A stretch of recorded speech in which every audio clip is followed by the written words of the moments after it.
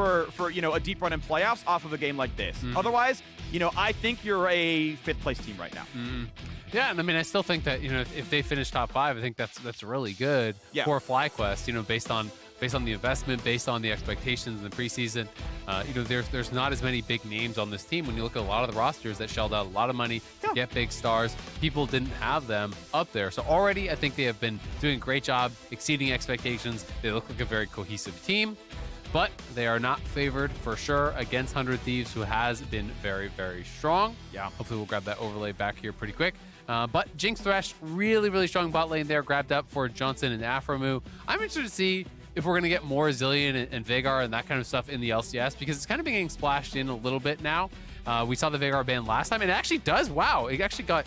Did that get locked? Or yeah, they're on the bans. That's great. So great. This was I was going to mention just because Corki we saw against EG yesterday when TL brought it out. Then today, EG banned Veigar against another team to first pick Corki. So that leads me to believe it's more than TL that is picking out Veigar as this, we're not going to call it counterpick, but as an answer or as a strong champion that can scale freely through the lane against it, whatever you want to kind of say. Right. Yeah. I think Veigar has tremendous value in the later stages if you're not punished in the early game. And Corki isn't a champion that can really punish you in the early game. And even just the threat of that cage, we saw with Predator ganks, you come with the Predator, you drop down the cage. If your jungler's there, Corki has to Valk out. You can kind of put on some pretty significant pressure there. And if you ever do get caught, it can be a bit of a death sentence, but banning out some early game junglers alongside that. The Olaf, the J4 taken out, Volibear kind of really rising in priority, Udyr getting some play. I think Jose actually played it yesterday, I want to say, or... his Lee Sin yesterday was definitely what he played, but we have seen some Udyr running around. Maybe it was in their game. I had that in my head. It was. I can look it up. Either way, we've been seeing some Udyr kind of rising to priority as well. So getting some new jungle picks, it feels like... Okay, that's what it was. It was just in the game. Yeah. It feels like we have been seeing that role maybe evolve the most. Bot lane has stayed, I would say, fairly stagnant throughout the year. Yep. But junglers, we're getting more mix-ups. Hecarim has been brought in a couple times. Hecarim getting brought in again. So you have some pretty hard engage now with the Hecarim, the Thresh, and the Veigar kind of for zoning, for follow-up. Trundle as an answer, you would definitely be winning that duel.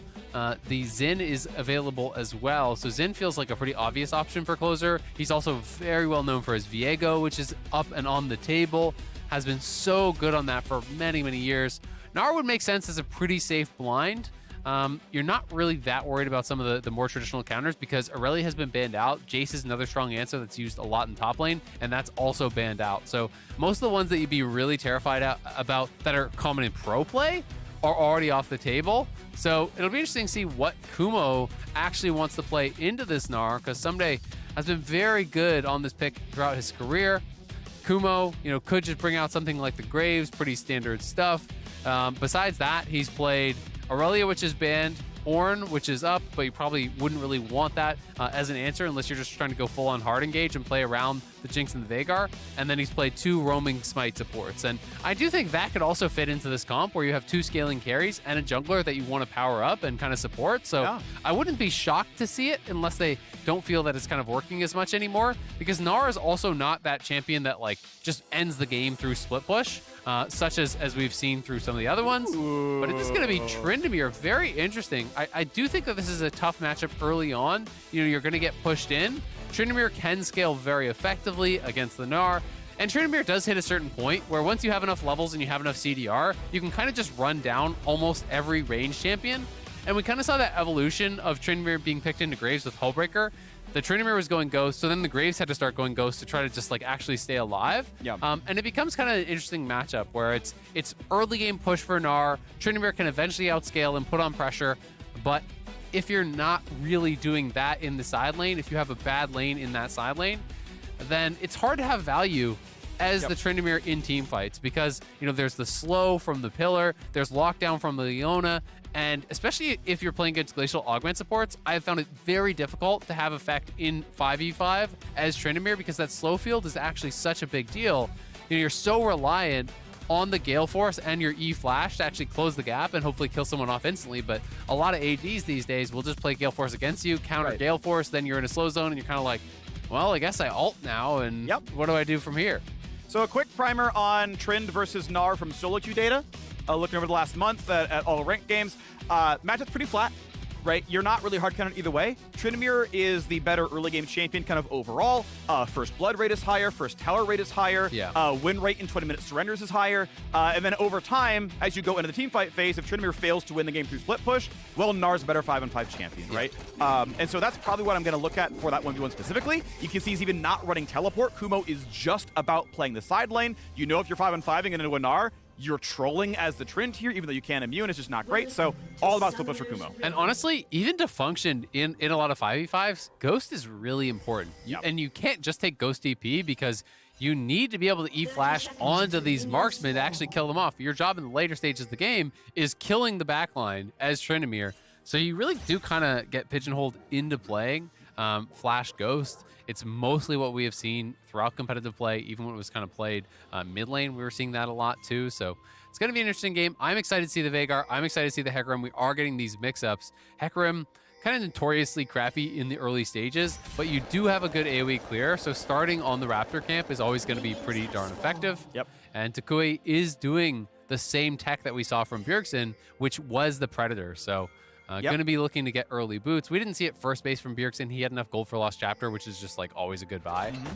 But as soon as you get that, there is the threat of just walking at him and caging him with someone behind you. Want to point out a fat dub for Tukui, able to land a Q before minions spawn. He's got one bonus ability power. He turned off the first strike. If he hit him in time, turn off first strike, no gold earned. So there's the 2 now as he gets in minion CS, but obviously can't come back from that. I mean, it's very difficult to do so, but I think he's got it in him. You know, don't think so. I think it's over. He's got 4 AP. All right, well, it might be a rip, but we've got a nice jump in on a Johnson down to half HP. With Aftershock, who he can take a pretty big trade, but then on the way out, well done by FlyQuest. It's so important. Something I see high elo players do and low elo ones not do is getting damage on the way out, like this as well. This is how you keep up in a range versus melee situation, is that 120 damage back afterwards when they have to walk back into the wave. Exactly. You don't win the initial upfront trade, you know, as the Nara to this Tryndamere, but you can chase them down. You can slow them with the boomerang. Post level 2. Oh, this is problematic. Goes for flash. Does he? Yeah. I think he's going to learn Q. I think there was a world where he learns W and goes for the slow, and if he gets it, like Someday kind of just dies. But really nice play. I mean, Someday obviously was too far up, not realizing spinning slash is going to give him 2 and be in range. But he also forced the flash because he got a crit, I believe, with full rage, right? So it's like you kind of get that through, I think, going Q. So it's tough. I mean, I think you almost always want Q at level 2 to threaten the all-in. I mean, it gives you the flat AD, which is obviously useful, yeah. And being able to have you know, the potential there to be able to have that flat AD, to also have the heal, you know, through the sustain is pretty important. But he could have flash followed. He would have needed another crit to actually be able to kill him, realistically. So I actually think he made the right choice. I think it's a low percentage play. Well, is Kumo going to lose his flash? Is his E up? Yes, it is. So thumbs up. He's holding the cooldown at appropriate times. And an important sense for top laners to have. What is the timing when a top laner will be here? Save the cooldown. You pretty much can't be forced to die spinning slashes up. The Trolling Gun won't do enough. And that's a slow to be landed. That's an E4. That is decent damage. No crits on this one with about 15% chance. So not a surprise, but still good damage. And Someday is already out of potions. I think every Tryndamere player is surprised when they don't crit. You know, even when, like, well, I thought I had it. It was level 1. Can't do math. I eat in towards him. I auto-attacked him 3 times. Look at what he's doing, though. As long as he's playing it safely enough. I mean, Closer is back. I mean, Closer could flash follow him over the wall. Yeah, you E away, then you flash out if you need to. Flash follow. He burns the heal. Red buff is still on. He's got to flash the wall now. Yep. And that pillar was a little bit sooner. Kumo wastes the flash and dies, so that was really tight. Yeah, exactly. That was actually really well played there by Closer, because as you say, you can actually create it so it's a longer flash, and he'll then just flash into the wall there, because he won't actually get to the 50% mark through the wall, so he won't traverse to the other side. But that was pretty aggressive stuff from him. Not really kind of paying respect to Closer, and Closer was always going to chase on that play. Trading your flash for flash is actually a big deal there, because now somebody doesn't really have to worry about the all-in, whereas before, without flash, when Ghost came back up, Kumo likely could have actually looked for resources, and you put your range top laner into a good position in the early stages, which is really where he needs to be, because this lane gets hard later on. Jose on the wraparound. This is probably going to be killed. Mega Gnar or not, it's a flashless Gnar. Hecarim is here. He can throw him back in. Well-timed stun. Still has the knockback, though. That'll be enough. Can they give it over? They do. First blood into Kumo. Attention in the volatile top lane. Tryndamere favored early. Burns the flash at level 2, and the gank makes good on it. Yeah, really well done, and great timing on the gank. You see that stacked wave? Gnar is desperately trying to reset the wave and get the hell out of there. He knows that he's in danger, but he didn't have any wards available. You know, he's in trouble because that ward was actually turned off in the tri-brush by the pink ward. As a result, Jose finds the angle here, gets the kill, is able to just wrap around. So did Jose? Oh, he pinked it. You should have known that. Then I take it back. One auto, 2 autos, yeah. Well, I don't know. It's tough. I think he actually might have gotten out. This was close because Jose just barely got the angle to knock him back. He did stay in a split second longer. It's also a really tough decision because if you actually base there with like 3-wave stack pushing your opponent, all of the minions that come out for him are going to die, right? Yep. You know, so you're going to lose a lot off of that. Someday in trouble though now. Oh, but Kumo is dangerous. Has to burn the heal. I don't think Someday's in range for anymore. Kumo will eventually out-sustain, but that was a really good trade by Someday. And as Closer walks up, I mean, this is tower diveable, right? Like, he shouldn't be hitting 6. I don't know what his experience is at. Just basing it on Gnar, I mean, Gnar's, you know, like half a wave from 6. Oh, he's dead. Yeah, it's a pretty good pillar, but Ghost was back up. It gets him out of range. I feel like they could have maybe gone for the dive with the whole wave. I'm not sure, though. I think with the Ghost coming back up, it's probably pretty risky there to try to chase in, because as soon as he gets out of that pillar slow, he is pretty quick. So if you haven't killed him instantaneously there, you may just die to the tower. But again, a little bit of pressure, and that wasn't a lot of time spent because Closer's actually doing the scuttle up on top side. Someday is now 6. Kumo has got to be really close. He will get it here off of this big wave that he's actually going to pick up, and then you know, Someday has to be a little bit careful. But again, because of 2 summoners forced by his jungler, a lot of the all-in threat is kind of gone from Kumo. So still, overall, looking very good for Kumo. The fact that he got first blood, the fact that his jungler was able to get up there and really help him out to finish off on what was a good early advantage that he created for himself on the early level 2, means he's going to be feeling really good about his spot in this game, because this is the time where Gnar is supposed to be kind of like having a bit of the push, having a little bit more of the pressure. But if you die early, I do think it's pretty problematic. Okay, here we go. Looks for it again. Wants to time the slow. Does dodge the slow. Well done Someday to land the auto at the right time. Be facing forward. Thank you very much. And Mega Gnar, of course, is going to be a no trade zone. Kumo down a gank if you're going to count it. 1 from the Hecarim, 2 from the Trundle. Still doing pretty well, has a CS lead, and here's number 2, Jose Dito on the way. Someday has ulti, basically ungankable, and indeed not going to get much more done, throws Kumo back out. Yeah, just coming in there for a little bit of a trade, gets a bit of damage down onto Someday. They know he doesn't have TP, so that damage is more valuable, it will stick.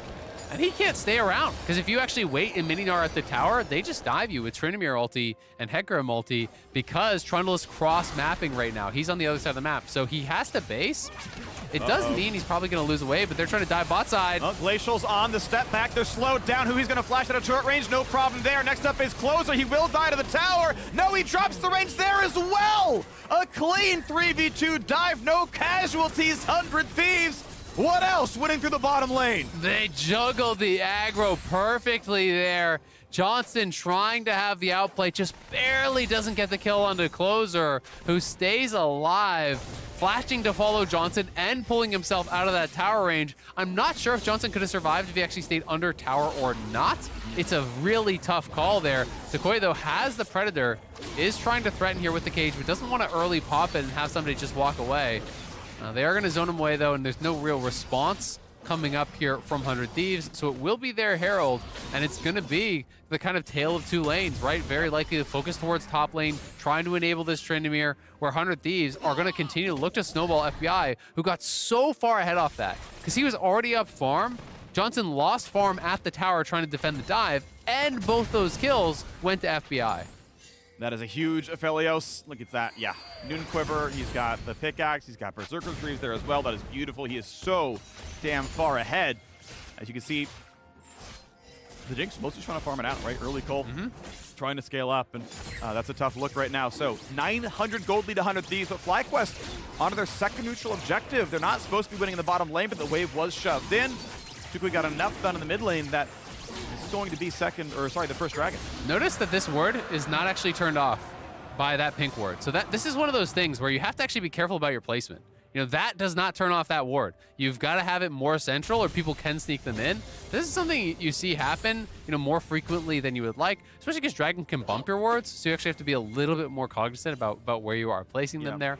There's some sneaky ones as well you can do around Baron where you place it, just outside of the pit, right against the wall, so you can see people enter, and people often put their ward too far in or don't sweep outside, thinking that it's covered. So little things that you can sometimes optimize to try to make the most of those pink wards. And Tukoi here to check in on the Veigar. 85 bonus AP so far. Quite a lot this early on, and we'll see if he can just continue stacking that up. Ever since Veigar got, I think it was the Q cooldown reduction buff, it's been seeing quite a bit of play in solo queue, so I'm glad to see it making its way into pro, because I do think it's an incredibly strong pick, especially against a lot of melee-heavy teams. It's really tough to team fight in effectively against the Veigar as a melee champion. You have to be so careful about that cage, and a lot of times your melee engages and Veigar will actually just cage between the melee and the range. So the dive comes in from Leona and the Trundle and the Gnar, and all of a sudden Corki and Aphelios have a cage between them and their melee champions, and they can't follow up, and your front line just dies. So it's really tough to deal with if the Veigar uses it appropriately. And then it just becomes, can you tank this for long enough that, that 2 second or so stun is going to be enough for you?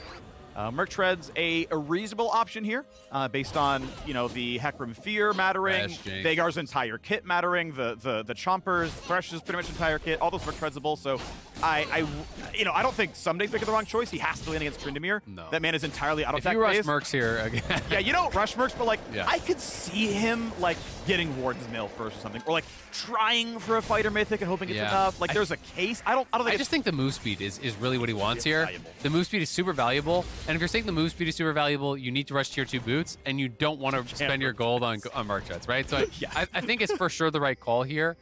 In these range versus melee matchups, especially against Tryndamere who's playing Ghost, you need to have move speed to have a chance, because then if you have tier 2 boots, at least if you proc your hyper, you hit him with Q slow, you can run him down or outrun, because even on the offensive side, tier 2 boots sometimes matter more than the damage items in these kind of things because of what you were talking about earlier, which is the return trades, right? Where he spins forward, he hits you. Then if you have good move speed, you can maybe chase him down if you proc hyper and get some autos on the return to make that trade a little bit more even, especially because Tryndamere also was rushing tier 2 boots. I just saw attempted Predator play toward mid as Tukui came forward as Jose Diodo cleared out a ward, and just a Valkyrie backwards for Abadaga. The Predator will be back in time, in plenty of time, I should say, for the next Dragon spawn. So we'll see if Flygook is number 2. Afro going to be tanking a pillar.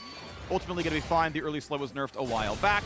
Not a big threat there as Kumo lanes the slow, so he's going to ghost forward. Decent damage here. Is it going to be enough is the question. Someday, has Mega Gnar does not blow the ult. He wants to hold it. I believe the cooldown's short enough that he would still have it in time for the dragon fight. Regardless, it's going to be a stun, a lantern, a flash forwards. A lantern is going to be enough. It is not. The lockdown is there. Bought what time he could. Not going to be enough. Well done to find that kill. Yeah, going aggressive. They get the kill. Kumo looking again, but without Ghost. That's that move speed. The 2-2 boots. He procs hyper. He walks away, but they're going in. Nice flash. Yeah, they get the flash out. It's going to be enough. Now close here for a bit more. How much can they tank? A knockback by some space, but Someday going to keep doing a bit of a free hit right here. Kumo just barely does not get the hyper procced on him, and so he's going to have to walk away. And, well, still, 2,000 gold lead 100 Thieves. Sure, they're down a dragon, but the Herald's already been crashed. That money's been cashed in. Yeah, I mean, the biggest problem is you look at bot and mid, and you look at the gold difference, right? That is what's getting concerning here. Because off of that death for Tukoi, Abadaga pushed in, got 2 plates. That's a full kill worth of gold himself. He got additional minions. FBI already had 2 kills and is farming all of these plates solo top lane. So he's a good 1,200 gold ahead. Mid lane is nearly 1,400 gold ahead. That is the big problem right now for FlyQuest. They do have good scaling. But Kumo's going to have to be able to buy them some time, and it hasn't looked like he's been able to push his advantage too much more. Somebody's just going to play this passively because his carries are winning, so his job is just don't give up that much and survive. He doesn't really have to do anything more than that, and that's important to know in League of Legends. Know what your role is in the game. If other people are slamming the game, you don't need to be the hero. You just have to chill and make sure that Tryndamere is not the hero. Yep. He's got a steel catch, he's got a phage, he's going towards some defensive options. He's gonna be all right at the end of the day. As you can see how far back Johnson's to play, has to be respectful of who he may be going for a flash ult or a flash E. Afro, of course, could have fast fingers, but you don't want to kill yourself. Knocked down the wave a little bit there. FBI takes an auto, but I mean, honestly, going to be fine right now. Going towards what we're seeing more and more. Bloodthirster second here on the Aphelios. BF Sword is going to be that build path. 100 Thieves indeed have control, and the second Dragon is going to go 1-1, tying up that score. As Kumo tries to fight, right? He is the one winning part of the map, and just doesn't get a lot done. No, not really able to get too much done. Someday Mega's out there, and it's tough to actually win that scrap. Abadaga, though, has the package. That's killable. That is absolutely killable. Lands a smite. Second Valkyrie not going to matter. Good early damage comes in. You can package over the Veigar stun and just get out and out of range, land some decent damage, and Hecarim closes it out. So Flagos walking the way back in a little bit, but mid still under fire, down pretty low on health. As Jose, I believe, they look to fight over the scuttle. There wasn't one up right now, though. Yeah, he's just going to back it off, waiting for the Veigar to move in with him, and I think he's going to start Herald now. So, you know, they get that kill on top side, good early damage from Tukoi, you know, able to buy the time with Cage. But as you said, I do think, in retrospect, the correct play is just packaging through the Cage. He doesn't know the Hecarim's there, and it's kind of one of those weird things where generally the counterplay is, oh, well, you just, like, dodge the skill shots and you stay inside it. But it gets very difficult, I will say, to actually stay and dodge those skill shots when Everfrost is in the mix, because you're trying to dodge all of these additional things. Yeah.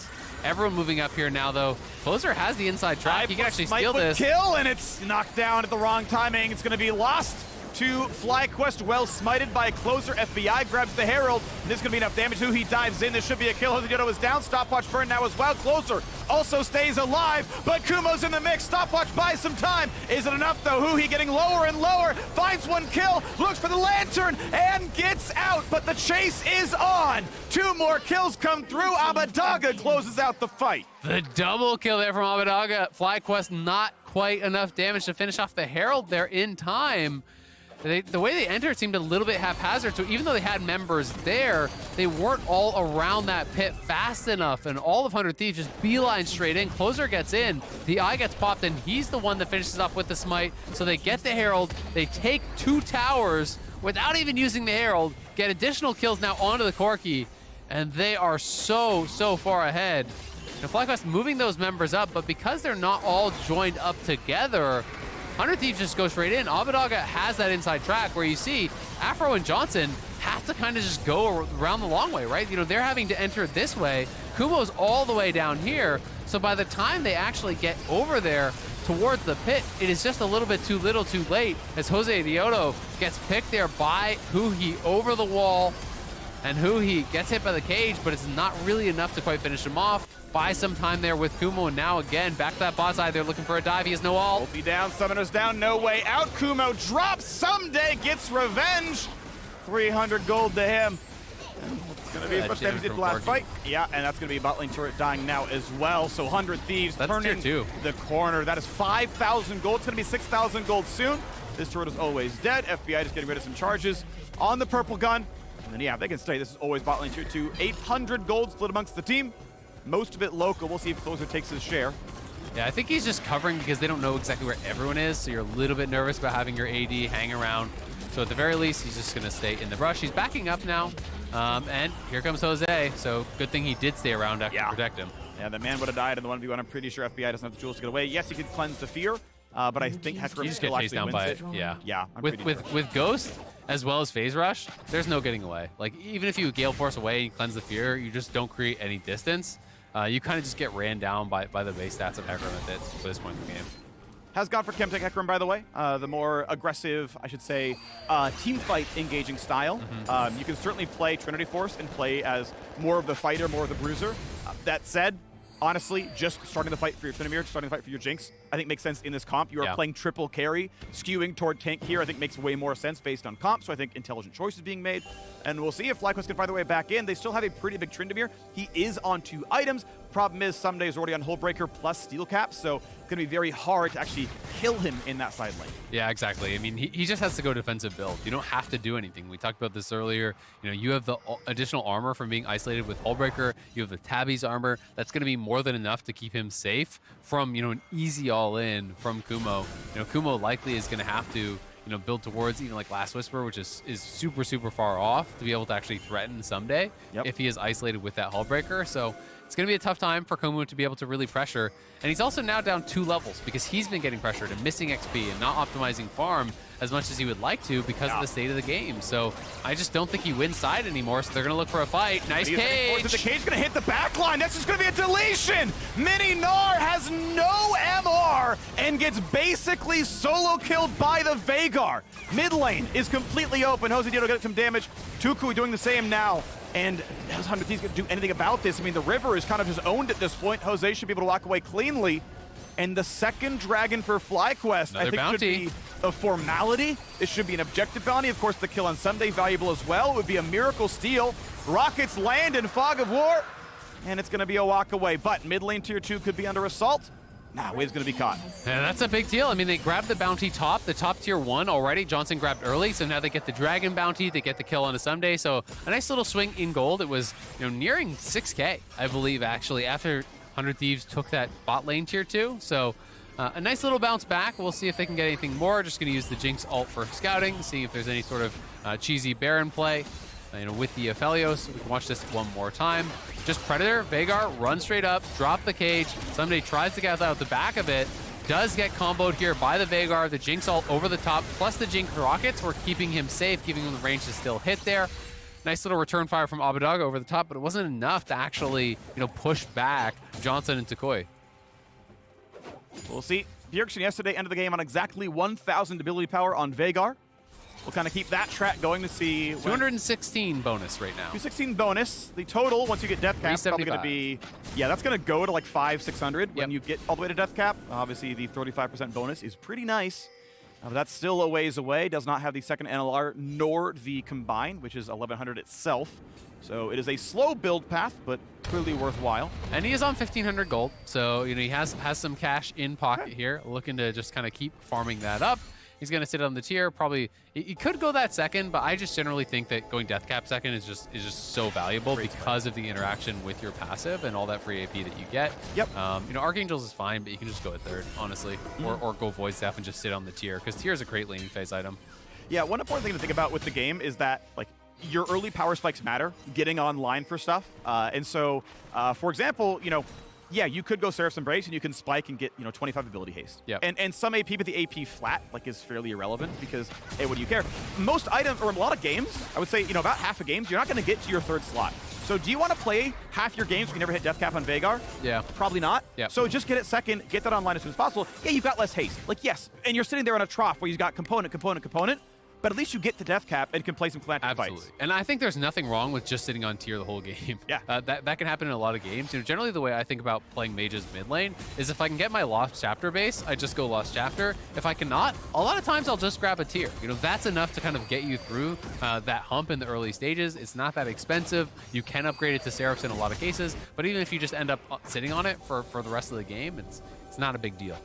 Want to point out, though, Kuma has caught up in levels. You mentioned a 2-level lead, 13 to 11. It's back to 13-13. So Kuma has been able to get these side lanes again, catch right back up and farm. 192 is a pretty reasonable clip. He is on the way towards S12, so he is delaying that Lord Dominic's or that Cyrilda's to get probably more Nagori ability quick haste. blades, I assume, maybe? Or it might be, I think with that, that's a quick blades build, yeah. I forget the build path. I've seen Reaver on him as well, as an option, because you cast so many spells, you often get those shooting procs. But yeah, Quick Blades is it's the more, I want to say greedy, it's the more expensive option. It's like 700 gold more than Reaver, but it's so much The big building. thing is just the mobility, right? The ability to actually, oh no, he needed to take that. Yeah, he didn't want to get... he didn't want to get pillared out of it, which I get. But if you're going to have to flash from running down, then you want to take it, see it, make him make the play, right? If he makes it, then you have to flash. But now Kumo going in. Oh my God! Deletes Corki, ulti's on. How good's the dive gonna be? They trade him back, but the rocket lands on really Trundle, good. and there's nothing for Leona to do. Solo kills Abidaga and FlyQuest. It is time to believe the road to 5-1 is paved with Kumo solo kills. They're going to Baron here, and there's no answer at all. It's just FBI with no flash, and Someday, if you walk up, this is super dangerous. It's just Someday poking away here by himself. FBI is coming over now, but I see no way they can get this. Miracle Steal doesn't find it. Lucky to dodge the hook. Sidesteps out of the cage. No death, but there was a 1% upside. The gold is still down. It is a 2,000 gold lead to 100 Thieves. Flip the switch replay. Exactly. We can see it one more time. Kumo just sees Abadaga there over the wall. He just goes for it, pops the ghost in on him. Valkyrie over the wall, flash follow. Gale Force to follow the flash. Perfectly played there by Kumo.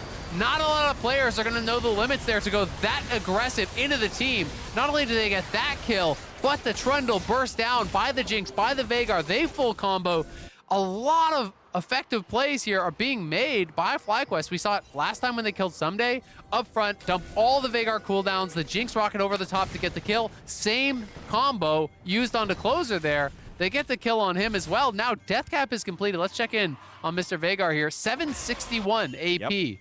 And yeah, there is a gold lead, but you also get the base stats from the Baron. You know, you're going to be able to maybe increase that gold lead potentially with the Baron. And it was a 6K gold lead, what, like 8 minutes ago or something? Yeah. So, you know, this is not a big deal now. 2K is not going to be the difference. It's going to be about execution. And FlyQuest have dug themselves out of the hole really, really well. Their carries are relevant. Their carries are online. And Kumo has his quick blades, so now the chase down becomes much more real in that side lane. Cage came down, I want to say a little bit late. Closer realized it in time and got out. Not going to be locked up, but a turret falls down in mid lane. 500 gold, thank you very much. Closing that gap. Red Bull Baron power play at 2100 right now. Looks like it's going to be a bunch of camp stolen as well. Blue buff, thank you. Gromp, thank you. More money in the pockets, about 100 gold each. So there's one of them. There's the second. I guess 190, close enough. And it looks like they want to try to play for this top lane tier 2. You know, instead of just going for the freebie in the bot lane tier 1, they're kind of just doing this 1-4. You have, excuse me, I'll bring that down. As you have Tryndamere pushing down in mid lane, and then the other 4 are playing up towards top side, and you can kind of have Jose Dioto roaming back and forth, mostly sticking with the 4. But if there isn't all in play in mid, he can move over to try to get that. And this is such a strong siege tool here using the Veigar cage. Nice hook, damage on a closer, half HP, almost one-shottable. Jinx rocket. A flash ult from Veigar would have killed. He holds the cooldown. Sidesteps FBI, didn't want to kill himself. I think it's respectful to not go for that play, but it would have been a deletion. And that's going to be a recall now away from one of the front lines of 100 Thieves. Yeah, and the concern there is if you flash in and you ult and you kill him, that's not a worthy trade if you die right after. And Atakoi playing with respect to that. Johnson, if he had hit the ult, would have got the kill, but Abadaga steps forward, blocks that. So well played, I think, on both sides, making the correct choices there. The wave is stacked and pushing towards bot. Not going to be anyone there to actually kill off that tower. Someday should be able to get there in time to defend it, but the gold lead is pretty much all but gone, and it has to be down to execution now. 400 Thieves. Still, the opportunity to win these fights, absolutely there. Abadaga as well as FBI are still monstrously strong. They're still both up a lot of gold. You know, it's a 2K gold lead in mid lane. It's you know, 600-700 in bot lane, but he's on his 3 core items, and he went a super expensive build. So FBI is really, really strong right now. Ooh, they found a slow. They're going to find a knockback, maybe a fear as well. Played in, just deleted. That will not save you. A hook on a Huhi should make it easy as well, but he's got a flash, he's got an ulti, and he gets away, burning some major cooldowns. But FlyQuest salutes to you. Major cooldowns are not enough. You are generally winning this game. Looking forward now at the next stun. They're going to walk back in time. Kumo does indeed come down. No play to be had. Level 15 on both top laners. And Johnson's just killing the bot lane towers. He already took the tier 1. He's pushing the tier 2. So they get that kill mid, but it's always the play on the other side. And we're seeing a lot of these teams really leveling up. It feels like the macro this week. Yep. FlyQuest playing the map well from a deficit, finding picks where they can, getting advantages where they can, forcing the hand of 100 Thieves. Now, 100 Thieves has to go bot lane to defend the tier 2. Guess what happens mid? Takoi as well as Afro are pushing that up. Johnson just makes the quick rotation over because they have vision control in the jungle, and it's defended by Jose Dioto. That is great stuff to see from FlyQuest. Exactly. It's important that everyone is playing up together. It doesn't matter that there's like 4 camps alive in FlyQuest jungle because they're taking the 100 Thieves camps. Like, these guys are still farming all 3 lanes and jungle at full efficiency, but there's nothing for closer to grab. And then when you finally do reset, oh, Jinx grabs 2 camps and takes the recall. Tukui. Yep.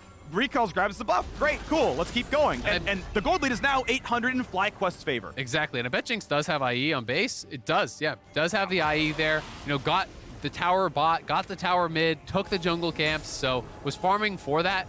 sitting on Vamp instead of going for the IE third. So he does have the IE. Both of these marksmen are incredibly strong. Both of them have a stopwatch here.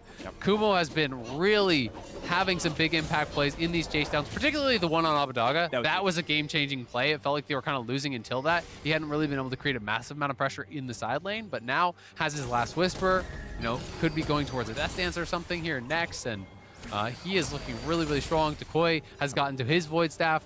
He is incredibly strong. We'll check in on the AP there. 828 now, closing in on that 1K mark. 172 to go. Cyrilda's build path, I think he was going for. I think getting a spinning slash to slow just kind of guarantees no one gets away from you. So that's the one I've been seeing. IE can round out your crit chance at 100% since you got 40 from the passive, and IE can be your third crit item at item 4. Rockets chunk Kuma to half HP though. Like, that is scary, and his sustain is not there just yet. Closer wants to walk up for a good pillar play. Instead, they'll settle for just the wave, but now Kumo gets to stack up the passive, stack up the rage, get a bit more back with the Q. Oh, they're gonna threaten Baron. But I always feel like these plays are easy to answer because you send one person to solo Dragon and the other 4 contest Baron, right? Yeah. You know, there is package and there is Leona, so that makes it more scary, but they spot them on this. Will they even have Kumo come up, or will they have him solo the Dragon? I think they're going to do that play. Yeah, it's the 1-4 split, but he's now moving up. That is a huge hook of flaying onto the Chompers. He gets the stopwatch, but he could beat a lead, and Johnson times it perfectly, and now they can play. They dive on in. Is this the smite? Does he get the Baron? The team Faradahuhi, 1100, claimed by Closer, but Kumo's in the front line. He's here for a bit more. They find kill number 2, a stopwatch for FBI, jump over the wall, staying alive, recalls coming in to play back in, and that's gonna be 3 unanswered kills. A Baron for 3 kills is equal gold, but the map now belongs to FlyQuest. Exactly, and they're gonna get so much more. They're gonna get the Dragon for sure here. They're going to push as well. Closer is just too damn good, though, on these smite fights. It has to be said. This man don't miss, but FlyQuest win the fight after. Takoi on the wraparound here could look for an angle for a cage. If they are not careful, you got to respect the cage on the siege. But they're just going to push it in. They're going to retreat to the Dragon, put themselves to Soul Point. Cloud Soul is big value for Hecarim. It is incredibly good as well for Tryndamere. Those are 2 of the best champions in the game, I think, specifically with the Cloud Soul, because you're getting amp damage with that ultimate, you know, throwing him in there, getting the move speed as well for the Hecarim, but also the ultimate move speed for Tryndamere allows you to chase down carries incredibly, incredibly well. And Afro here over the wall, seeing Abadaga, finds the hook. The pink ward was cleared out, so he lost vision of him, I guess, and he just goes straight in, couldn't react. And then, yes, he goes into the stasis, but you're coming out into the cage, you're coming out into the chompers, you're coming out into that perfectly timed Jinx ult. Beautifully done. Jose smites the Dragon, or smites the Baron, excuse me, down to I think it was about 100 or 120. The perfectly timed smite right there after by Closer. He knows the fight is lost. He flashes out. He's going to recall back to base. FBI, I think, played the kind of 1v1 against Kumo about as well as he could have. Yep. But there's just no escaping it. And unfortunately for him, it means stopwatch is down, summoners are down, and he dies anyway. That was the scariest point in time, because that was when both carries grabbed stopwatches, and it's like, well, if you wait out the trend and then you get the resets going forward, like, that's a great looking fight. The fact that FlyQuest won the fight against double stopwatch means they're gonna look good. Again, Baron is worth 1,500 gold and a bunch of XP. They probably went XP positive on the play, but you can see from the gold values, basically nothing moved, you know, either way on the needle. Obviously, FlyQuest now on Soul Point as well. That's clearly valuable. But FlyQuest are stronger now than they were a minute and a half ago. Absolutely. And it just has been slowly crawling, that gold lead, falling and falling and falling, and now it is building for FlyQuest. As this was an early game that looked like 100 Thieves were going to be able to run away with it, but FlyQuest have just made some great plays. I don't think 100 Thieves are playing a bad game by any means. I just think they've been punished heavily from any little misposition. And that kill mid lane for Kumo was such a game changer, you know, getting them a leg in. And now sitting at Soul Point, sitting with a gold advantage, items getting completed here. Johnson now, he still has his stopwatch and his BT is done. So the build is getting well and truly rounded out here for Jinx. We talked about the Void Staff, and we're getting a really cool piece of tech here. Anathema's Chains from Takoi. This is, I think, a really strong Veigar item. Not only just to kind of give you some survivability and ability haste, but the reduction of tenacity is actually quite nice because you can get the super long cage stun on one of these carries, which makes it quite valuable. And it's also going to make it a lot harder for Abadaga, who I assume he's going to actually put it on, to get that poke damage down on him. Yeah, I mean, you don't get poked quite as hard, and that CC lasts longer. Good luck getting away from that one at all. We know Aphromoo is on his way towards Mikhail's. I saw the Riju bead and the Negatron a while back, so he's on the way towards getting away from Leona stuns and helping out his team. Obviously, the mid laner doesn't have his cleanse. Yes, Johnson could play it, but poor Veigar's going to be locked in place. Hasn't gone for Zhonya's, right? So has to respect all the Leona stuff, especially when Flash is down like now. And we wait and watch because we got 2 minutes to go until Dragon Soul. Yeah, and it seems like that's going to be the play. It's just going to be about prepping that, trying to push outside, trying to create as much of an area of darkness for 100 Thieves as they possibly can. More and more items coming through here. Looks like it is going to be the IE next here for Kumo, working towards that with some components. Jose Diodo is very, very tanky. He is on the full 3 items. Of course, that can be shredded pretty heavily by closer. This is still a very winnable game for 100 Thieves, despite the fact that they have, lost hold of their advantages.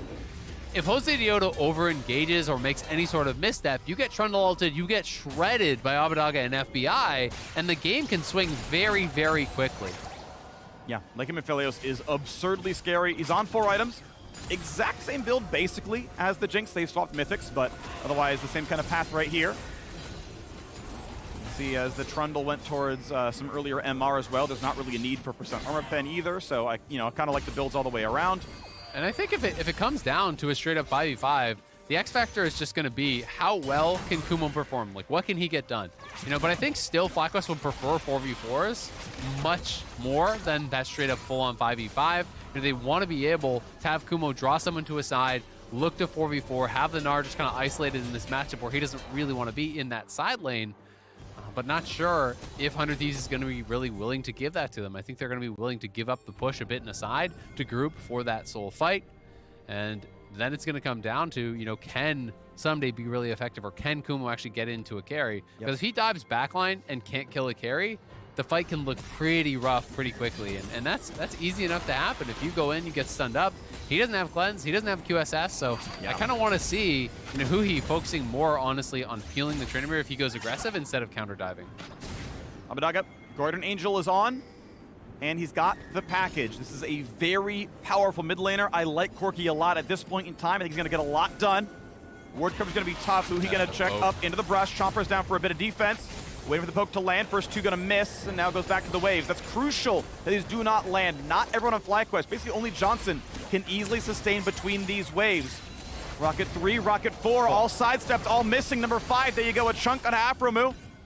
They're threatening Baron. They want to try to trade, but again, it's gonna be that split. We'll see if they are willing to fully commit to it. I think they'd have to go immediately.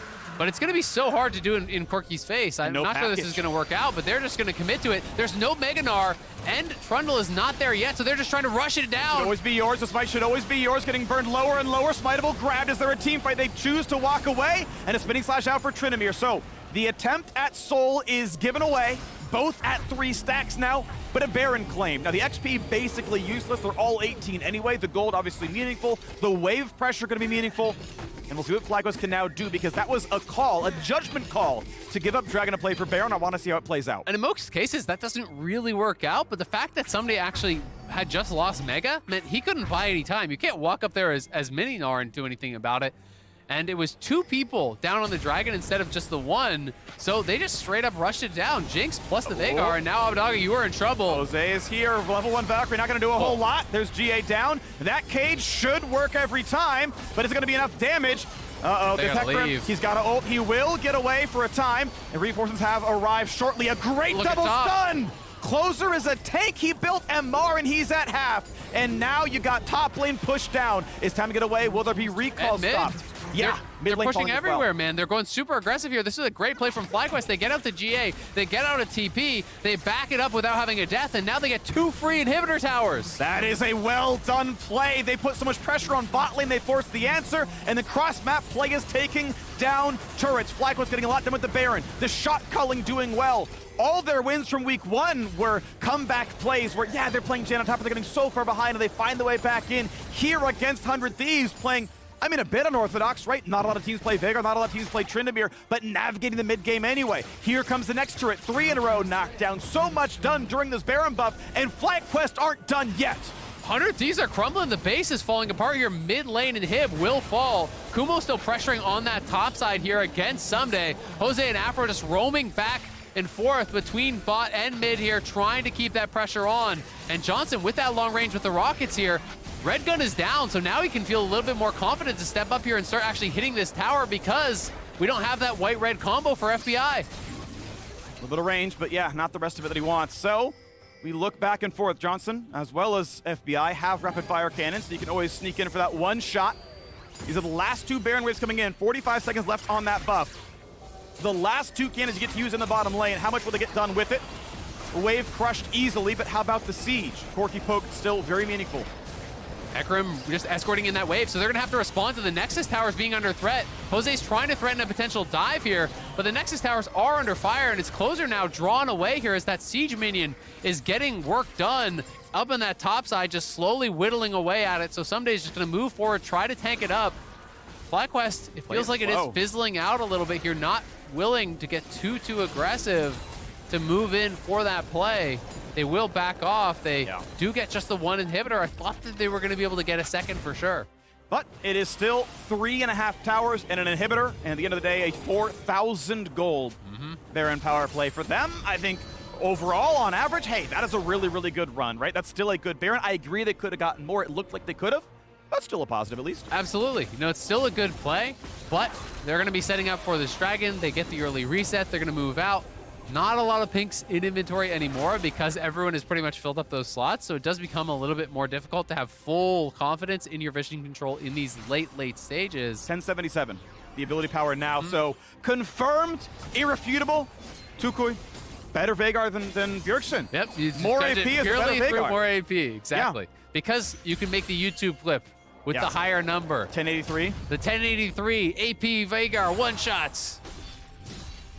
Coming to YouTube soon. Yep. But coming even sooner is going to be this soul fight. Both teams on 3 dragons. This one is going to mean a lot here. 100 Thieves has mid lane control. They're pushing up. Jose's looking. Looks like he wants it. Who he going to lock him down for a bit there? The stun cage is up and closer has to flash get away. Who he down very low as well, but good damage to the FBI. Just chunks the backline. That's a GA down. And what can Johnson do except die? Someday's in for the slow. They're going to get the 80 carry. And just like that, 100 Thieves flip the switch. And the map belongs once again to the 100 Thieves. That is such a long death timer here. Trinimir's just running for that top lane, trying to push it in, trying to threaten across map play. But it's going to be soul here for 100 Thieves. That is such a big deal. And that's kind of what we were talking about earlier. 100 Thieves have been losing control, but if you overextend there as the Hecarim, if you get too far from your team, they can focus you down. And Jose Dioto, as a result, was too low to really ult back in. He was a non-factor in the fight. Then the Corki poke plus the Infernum ulti from FBI and Abadaga chunks out that backline, and just like that, it's a rout for 100 Thieves, pushing FlyQuest further and further away. They're able to get full control, get the soul, and we'll see where they can take us from here because it's still anyone's game. Johnson now sold the boots, so he's on a true 6-item build here. They got a lot of power, but that soul is going to make a difference. The additional move speed is really valuable. Drops the GA, says actually there's nothing else I can buy. GA doesn't sell very much. It's a 40% sellback rate. Nice stun. Is that enough for Africa? No, it's not. Flashes in for more. He wants this fight. Is it going to be enough? The package is good, but his GA pops. But Tukui can't get much done. Has to flash over the package. Finds a double root, but he should die. Nearly one-shots FBI. Rocket! Johnson comes back from the grave, and FlyQuest come back from the dead. The fear lands, and everybody is wiped off the map. Do you believe in FlyQuest on the road to 5-1, knocking down first place 100 Thieves? Tukui with such a good play there. It's skeet shooting, knocking Abadaga out of the sky, one-shots him on the package, then finds the multi-man Everfrost for the massive amount of damage, setting up for Johnson to come through, cleans him up with the Jinx ulti. That was incredible from Tukui. What a play to finish it. They thought they had the Veigar caught, but he had them caught, and he turns it around. What a finish. You can see the smile on their face. That is such a big win, meaning even more because they started from so far down. 100 Thieves looked like they were going to cruise to an easy win. They're up 4, 5, 6K relatively early on in this game, but FlyQuest making the right calls, playing the map incredibly well. Key moments from multiple players when they needed it. Afro's big hook onto the Corki early on. Kumo's actual solo kill on the Corki. It was actually a lot of plays around Avadaga. The one shot on the package there, I think that was just a Q ulti. I really want to see that last play, but that was just package in from Corki, and he got Q ulted, I believe, right out of the sky. One shot into the GA. Everyone's trying to pile in onto Sequoia. He didn't have his cage, but he had the Everfrost. He finds the Everfrost, and this late in the game, he had a Lich Bane. He has like 1,200, 1,300 AP. You land that one combo, it's almost 100 at 0. And Johnson, he finds the ulti. It splashes from one onto FBI, who tried to flash out of the way of it, but the splash was big enough to get that double kill there. And that was it. I mean, this was just such an exciting game and such an exciting finish. Yep. Veigar's a strong pick, man. Veigar is strong, and hey, we should be seeing more and more of him. There are some very small nerfs in 12.4 for next week, but this champ should be in way more games. FlyQuest got the clutch gene. They are alone in first place, and so for now, we are sending onto the stage for our Verizon postgame interview.